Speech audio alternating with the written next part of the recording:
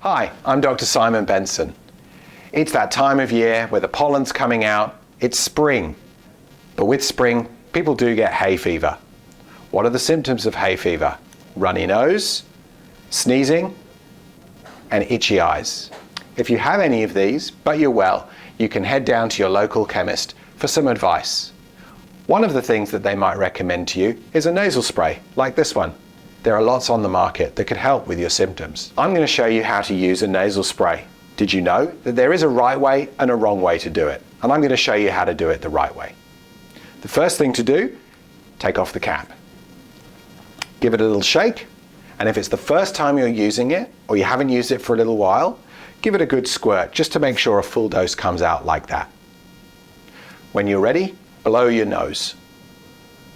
This helps clear out some of the mucus and lets the medicine get to work in all the right places. When you're ready, tilt your head forward, like this. Cover one nostril with your finger. Place the nasal spray into the other nostril. Breathe out.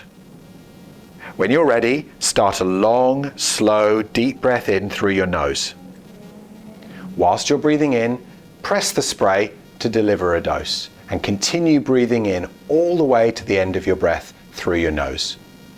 When you reach the end of your breath, you can breathe out, and repeat on the other side. Sometimes a little bit of clear fluid can come out of your nose. That might mean that the medicine hasn't gone into the right spot. So next time, try leaning a bit further forward or angling the spray a little further back. And if you get into difficulty, pop into your local chemist for some advice.